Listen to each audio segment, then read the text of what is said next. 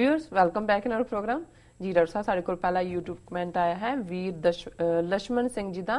साडी gurdwara act 1925 ਦੀ ਹੋਂਦ ਵੱਲੋਂ ਸਿੱਖਾਂ ਚ ਪਾਈਆਂ ਗਈਆਂ ਵੰਡੀਆਂ ਵਾਲੀ ਵੀਡੀਓ ਤੇ ਇਹ ਲਿਖਦੇ ਹਨ, ਇੱਥੇ ਤੁਸੀਂ ਕਹਿ ਰਹੇ ਹੋ ਕਿ ਤੁਸੀਂ ਸ਼ਬਦ ਦੀ ਰੂਹ ਨਾਲ ਵਿਆਖਿਆ ਕੀਤੀ ਹੈ, ਪਰ ਟੁਕਵਾਂ ਤੁਹਾਡਾ ਅਰਥ ਬੋਧ ਵਿਆਖਿਆ ਵੱਲੋਂ ਹੋਇਆ ਹੈ। ਰਾਮ ਦੇ ਗਰਭ ਚ ਇਹ ਤੁਰਿਆ ਅਵਸਥਾ ਹੈ। ਬੇਸ਼ੱਕ ਮਨੁੱਖਾ ਜਨਮ ਦੀ ਅਹਿਮੀਅਤ ਗੁਰਬਾਣੀ ਵਿੱਚ ਬੜੇ ਜ਼ੋਰ ਨਾਲ ਕਹੀ ਗਈ ਹੈ, ਪਰ ਇੱਥੇ ਉਹ ਅਰਥ ਨਹੀਂ ਬਣਦੇ, ਕਿਉਂਕਿ ਅਗਰ ਮਨੁੱਖਾ ਜਨਮ ਰਾਮ ਦੀ ਗਰਭ ਚ ਹੋਣਾ ਹੈ ਤਾਂ ਫਿਰ ਤੇ ਸਾਰੇ ਮਨੁੱਖ राम दी गर्भ च आ गए ने, भावें कि सारे मनुख ही भगत बन गए ने, पर इत्थे राम दी गर्भ च उन्हां भगत जी दा शब्द ये अंदेशा करदा है कि जोत हुण जोत समा रही है, वो दिमाग नूं पिछे छड्ड आई है, क्योंकि राम कोई वाटर थोड़ा है। राम च तां राम वर्गा ही जन्म लै सकदा है, जिस दे अर्थ रूहानियत वाले ने कि मन तो जोत स्वरूप है, अपना मूल पहचान।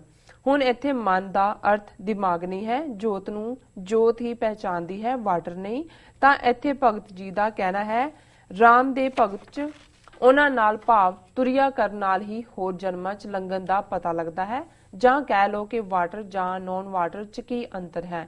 ਮੇਰੇ ਅਨੁਸਾਰ ਤਾਂ ਇਹੀ ਹੈ। ਧੰਨਵਾਦ ਜੀ ਡਾਕਟਰ ਸਾਹਿਬ। ਵੀਰ ਲక్ష్మణ ਸਿੰਘ ਜੀ ਦਾ ਬਹੁਤ ਬਹੁਤ ਸ਼ੁਕਰੀਆ, ਉਹਨਾਂ ਨੇ ਸਾਨੂੰ ਕਰੈਕਟ ਕੀਤਾ जी। और जिवें असीं कहा सी कि भी साडा यतन हुंदा है, क्योंकि इसकी कोई गुरबाणी दी कोई फिक्स व्याख्या नहीं है। जिवें मैं कहा सी कि भी शाब्दक हुंदी है, कई असीं उस दे डीपर जिहड़े रूहानियत जां कई वार उहदा कॉन्टैक्स्ट देख के गल करदे, और क्योंकि अड अड उस दीयां इंटरप्रिटेशनस अवेलेबल ने इस शब्द दीयां, पर मैनूं लगदा है भी जिहड़ी गल वीर लक्ष्मण सिंह जी ने कही है वो बिल्कुल ठीक है कि राम गर्भ में आयो ਜਿਹੜਾ ਹੈ ਉਹ ਤੁਰਿਆ ਅਵਸਥਾ ਜਿਸ ਦਾ ਜ਼ਿਕਰ ਅਸੀਂ ਇਹ ਕਹਿੰਦੇ ਹਾਂ ਕਿ ਜਦੋਂ ਦੁੱਖ ਸੁੱਖ ਦੋਨੋਂ ਸਮ ਕਰ ਜਾਣੇ ਵਾਲੀ ਹਾਲਤ ਹੁੰਦੀ ਹੈ, ਜਾਂ ਜਿਸ ਨੂੰ ਗੁਰੂ ਅਰਜਨ ਸਾਹਿਬ ਨੇ ਫਰਮਾਇਆ ਕਿ ਵਿਸਰ ਗਈ ਸਭ ਤਾਤ ਪਰਾਈ, ਜਬ ਤੇ ਸਾਧ ਸੰਗਤ ਮੋਹਿ ਪਾਈ, ਨਾ ਕੋ ਵੈਰੀ ਨਹੀਂ ਬੇਗਾਨਾ, ਸਗਲ ਸੰਗ ਹਮਕੋ ਬਨ ਆਈ।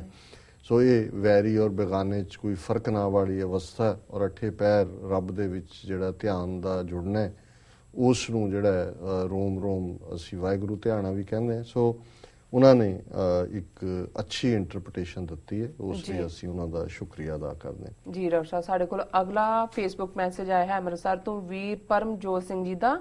ਸਾਡੀ ਸਿੱਖ ਕੌਮ ਨਾਲ ਅਕਾਲੀਆਂ ਵੱਲੋਂ ਕੀਤੇ ਗਏ ਧੋਖੇ ਵਾਲੀ ਵੀਡੀਓ ਤੇ ਇਹ ਲਿਖਦੇ ਹਨ, ਅਕਾਲੀ ਹੁਣ ਦੁਬਾਰਾ 2020 ਦੇ ਰੈਫਰੈਂਡਮ ਵੇਲੇ ਧੋਖਾ ਦੇਣਗੇ।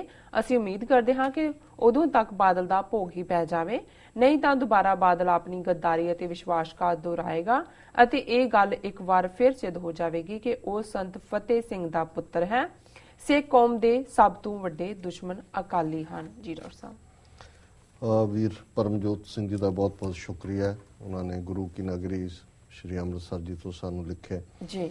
ਉਹਨਾਂ ਨੇ ਬਿਲਕੁਲ ਠੀਕ ਕਿਹਾ। ਜੇ ਮੈਂ ਉਹਨਾਂ ਦਾ ਕਲੋਜ਼ਿੰਗ ਕਾਮੈਂਟ ਦੇਖਾਂ ਕਿ ਵੀ ਇਹ ਪੰਥ ਦੇ ਸਭ ਤੋਂ ਵੱਡੇ ਦੁਸ਼ਮਣ ਨੇ, ਇਹਦੇ 'ਚ ਕੋਈ ਸ਼ੱਕ ਨਹੀਂ ਹੈ।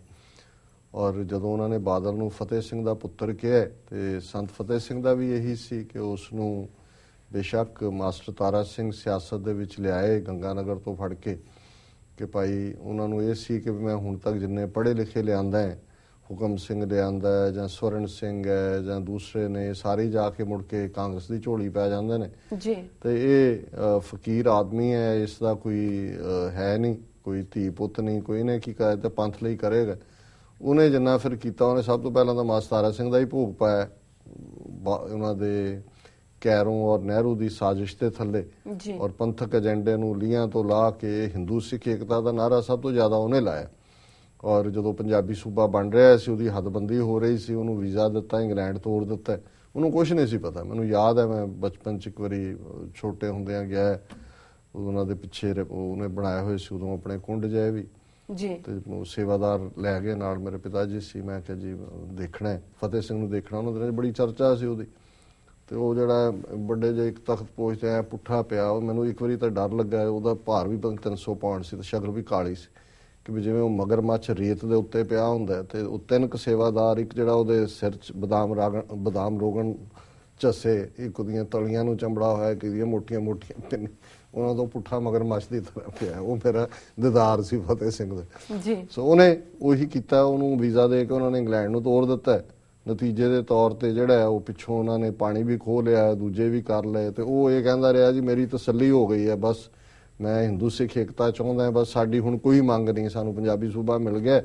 ਤੇ ਦੂਸਰਾ ਜੀ ਸੋ ਬਾਅਦ ਦੇ ਵਿੱਚ ਜ਼ਲੀਲ ਹੋ ਕੇ ਉਹਨੂੰ, ਉਹ ਵੀ ਔਰ ਚੰਨਣ ਸਿੰਘ ਵੀ ਉੱਥੋਂ ਗਏ, ਪਰ ਉਹਨਾਂ ਨੇ ਬਾਦਲਾਂ ਦੀ ਗੱਲ ਕਰਦੇ ਆ ਕਿਹਾ ਕਿ ਵੀ ਇਹ 2020 ਤੱਕ ਪਹੁੰਚਦੇ ਆ, ਜਿਹੜਾ ਇਹਦਾ ਜੇ ਭੋਗ ਪੈ ਜਾਏ ਤਾਂ ਚੰਗਾ ਹੈ। ਦੇਖੋ ਹੁਣ ਗੱਲ ਇਹ ਹੈ ਵੀ ਅਮਰਿੰਦਰ ਸਿੰਘ ਅੱਜ ਕੱਲ੍ਹ ਨਿਕਲਿਆ ਹੋਇਆ ਆਪਣੇ ਕੰਟੈਕਟ ਪ੍ਰੋਗਰਾਮ, ਉਹਨੇ ਭਾਦਸੋਂ ਚ ਜਿਹੜਾ ਜਾਂ ਭਦੌੜ ਸ਼ਾਇਦ ਜੀ ਇਹ ਕਿਹਾ, ਹੁਣ ਇੱਕ ਦੂਜੇ ਨੂੰ ਤਾਣਾ ਮੀਨਾ ਕਿਹਾ ਜੀ ਇਹ ਬਾਦਲ ਜਿਹੜਾ ਹੈ ਇਹ ਤਾਂ ਇਹਨੇ ਅੰਮ੍ਰਿਤਸਰ ਡੈਕਲੇਰੇਸ਼ਨ ਨਾ, ਇਹ ਖਾਲਿਸਤਾਨ ਇਹਨੇ ਬਣਾ ਦੇਣਾ ਸੀ ਔਰ ਇਹਨੇ ਬਣਾ ਦੇਣਾ ਦੂਜਾ। ਉਹ ਦਲਜੀਤ ਸਿੰਘ ਚੀਮਾ ਉਹਨੂੰ ਕਾਊਂਟਰ ਕਰ ਰਿਹਾ ਹੈ ਕਿ ਜਿਹੜਾ ਅੰਮ੍ਰਿਤਸਰ ਡੈਕਲੇਰੇਸ਼ਨ ਸੀ ਉਹਦੇ ਤੇ ਦਸਤਖਤ ਕੀਤੇ ਹੋਏ ਨੇ ਜਿਹੜਾ ਅਮਰਿੰਦਰ ਨੇ ਵੀ, ਸੋ ਅਮਰਿੰਦਰ ਖਾਲਿਸਤਾਨੀ ਹੈ। ਸੋ ਮਤਲਬ ਇਹ ਹੈ ਕਿ ਜਿਵੇਂ ਪੰਜਾਬ ਅਸੈਂਬਲੀ 'ਚ ਕਾਂਗਰਸ ਔਰ ਅਕਾਲੀਆਂ ਨੇ ਜਦੋਂ ਡਿਬੇਟ ਹੋਈ ਜੂਨ 84 ਤੇ ਪਿੰਡਾਂ ਵਾਲਿਆਂ ਨੂੰ ਉਹ ਕਾਂਗਰਸ ਦੀ ਉਪਜ ਦੱਸਣ ਤੇ ਲੱਗੇ ਸੀ ਬਾਦਲ ਐਂਡ ਕੰਪਨੀ, ਤੇ ਇਹ ਜਿਹੜੇ ਨੇ ਅਕਾਲੀਆਂ ਦੀ ਉਪਜ ਦੱਸਣ ਤੇ ਲੱਗੇ ਹੋਏ ਸੀ। ਸੋ ਇਹਦੇ 'ਚ ਕੋਈ ਸ਼ੱਕ ਨਹੀਂ ਹੈ ਕਿ ਬਾਦਲ ਹੋਏ, ਅਮਰਿੰਦਰ ਹੋਏ, ਐਗਜ਼ਿਸਟਿੰਗ ਜੋ ਵੀ ਨੈਟਵਰਕ ਹੈ ਇਹ ਸਿੱਖੀ ਦਾ ਤੇ ਦੁਸ਼ਮਣ ਨੇ। ਔਰ ਇਸ ਬਾਰੇ ਮੈਂ ਸਮਝਦਾ ਵੀ ਹੁਣ ਇਹ ਦੇਖਣਾ ਤਾਂ ਇਹ ਹੈ ਕਿ ਕੀ ਲੋਕਾਂ ਦੇ ਵਿੱਚ ਔਰ ਜਿਸ ਕਿਸਮ ਦੇ ਜ਼ੁਲਮ ਇਹ ਕਰ ਰਹੇ ਨੇ, ਅੱਜ ਜੋ ਟੀਚਰਸ ਦੇ ਨਾਲ ਕੀਤਾ ਹੈ, ਬੀਬੀਆਂ ਦੇ ਨਾਲ, ਜਿਹੜੇ ਸਰਹੰਦ ਨਹਿਰ ਦੇ ਵਿੱਚ ਜਿਹੜੇ ਇਹਨਾਂ ਪੁਲਿਸ ਦੇ ਜ਼ਬਰ ਤੋਂ ਬਚਦੇ ਆ ਜੰਪ ਕੀਤੇ, ਉਹਨਾਂ ਨੂੰ ਬਾਹਰ ਕੱਢ ਕੇ ਕੁੱਟ ਰਹੇ ਨੇ। ਔਰ ਦੁਨੀਆ 'ਚ ਕਿਤੇ ਨਹੀਂ ਹੁੰਦਾ ਵੀ ਪੁਲਿਸ ਪਬਲਿਕਲੀ ਇਸ ਤਰੀਕੇ ਦੇ ਨਾਲ ਹਿਊਮਿਲੇਟ ਕਰ ਰਹੀ। ਜਿਹੜੀ ਲੇਡੀ ਪੁਲਿਸ ਹੈ ਉਹ ਬੀਬੀਆਂ ਦੇ ਨਾਲ ਵੀ ਉਵੇਂ ਹੀ ਬਦਸਲੂਕੀ ਕਰ ਰਹੀ ਹੈ, ਲੇਕਿਨ ਕਿਉਂ ਜਾਂ ਕਿਵੇਂ ਲੋਕ ਇਹ ਟੋਲਰੇਟ ਕਰ ਰਹੇ ਨੇ। ਔਰ ਇਹ ਜਿਹੜੇ ਨੇ ਆਪਣੇ ਸੰਗਤ ਦਰਸ਼ਨ ਤੇ ਆਪਣੇ ਦੂਜੇ ਜਿਹੜੇ ਨੇ ਕੋਈ ਨੰਨੀ ਛਾਂ ਤੇ ਕੋਈ ਦੂਜੇ ਦੇ ਡਰਾਮੇਬਾਜ਼ੀਆਂ ਕਰ ਰਹੇ ਨੇ। ਸੋ ਕੁੱਲ ਮਿਲਾ ਕੇ ਮੈਂ ਸਮਝਦਾ ਵੀ ਹਾਂ ਇਹ ਜ਼ਰੂਰ ਹੈ ਜਿਹੜੀ ਗੱਲ ਅਲਟੀਮੇਟਲੀ ਅਸੀਂ ਇਤਿਹਾਸ ਔਰ ਪਰੰਪਰਾ ਦੇ ਹਵਾਲੇ ਨਾਲ ਦੇਖਦੇ ਹਾਂ ਕਿ ਜਿਹਨੇ ਵੀ ਪੰਥ ਨਾਲ ਧਰੋਹ ਕੀਤਾ ਉਹਨਾਂ ਦਾ ਰਹਿੰਦਾ ਕੱਖ ਨਹੀਂ ਹੈ। ਜੀ ਉਹ ਕਿਵੇਂ ਹੁੰਦਾ ਹੈ। ਬੇਅੰਤ ਸਿੰਘ ਸਤਵੰਤ ਸਿੰਘ ਨੇ ਇੰਦਰਾ ਗਾਂਧੀ ਨੂੰ ਸਜ਼ਾ ਯਾਫਤਾ ਕਰਕੇ ਦੱਸਿਆ, ਕੋਈ ਹੋਰ ਸੁਰਿੰਦਰਨਾਥ ਜਿਹਨੇ ਕਿੰਨੇ ਝੂਠੇ ਪੁਲਿਸ ਮੁਕਾਬਲੇ ਬਣਾਏ ਸੀ ਔਰ ਕਿੰਨੀਆਂ ਬਾਉਂਟੀਜ਼ ਦਿੱਤੀਆਂ ਸੀ ਪੁਲਿਸ ਅਫਸਰਾਂ ਨੂੰ। ਉਹ ਜਦੋਂ ਹੈਲੀਕਾਪਟਰ ਦੇ ਵਿੱਚ ਸਾਰੇ ਦਾ ਸਾਰਾ ਟੱਬਰ ਹੀ ਸਣੇ ਨਿੱਕੇ ਨਿਆਣਿਆਂ ਦਾ ਸਾਰਾ ਜਿਹੜਾ ਉਹਦਾ ਜਾਲ ਸੀ, ਉਹਦਾ ਕੋੜਵਾ ਸੀ, ਸਾਰਾ ਪਾਪ ਦਾ ਜਿਹੜਾ ਜਾਲ ਉਹਨੇ ਵਿਛਾ ਕੇ ਪਾਲੇ ਹੋਏ ਸੀ ਉਸ ਪਾਪ ਦੇ ਪੈਸੇ ਨਾਲ, ਉਹ ਸਾਰੇ ਹੀ ਮਾਰੇ ਗਏ ਸੀ। ਸੋ ਅਕਾਲ ਪੁਰਖ ਦੇ ਹੱਥ 'ਚ ਇਹ ਜਿਹੜਾ ਇਨਸਾਫ ਹੈ ਉਹ ਹੈ। ਅਸੀਂ ਹੋਪ ਕਰਦੇ ਹਾਂ ਕਿ ਵੀ ਇਹ ਪੰਥ ਧਰੋਈਆਂ ਦਾ ਦੌਰ ਖਤਮ ਹੋਏ, ਉਹ ਅਕਾਲੀ ਹੋਣ, ਕਾਂਗਰਸੀ ਹੋਣ ਔਰ ਪੰਥ ਦੀ ਚੜ੍ਹਦੀ ਕਲਾ ਦਾ ਦੌਰ ਸ਼ੁਰੂ ਹੋਏ। ਸੋ ਇਹਨਾਂ ਦਾ ਵੀਰ ਪਰਮਜੋਤ ਸਿੰਘ ਜੀ ਦਾ ਸ਼ੁਕਰੀਆ ਜੀ, ਇਹਨਾਂ ਨੇ ਸਾਨੂੰ ਅੰਮ੍ਰਿਤਸਰ ਤੋਂ ਲਿਖਿਆ ਜੀ। ਰਸਨ ਨਾਲ ਬ੍ਰੇਕ ਵੀਅਰਸ, ਤੁਸੀਂ ਕਿਤੇ ਨਹੀਂ ਜਾਣਾ, ਮਿਲਦੇ ਹਾਂ ਛੋਟੇ ਵਕਫੇ ਤੋਂ ਬਾਅਦ।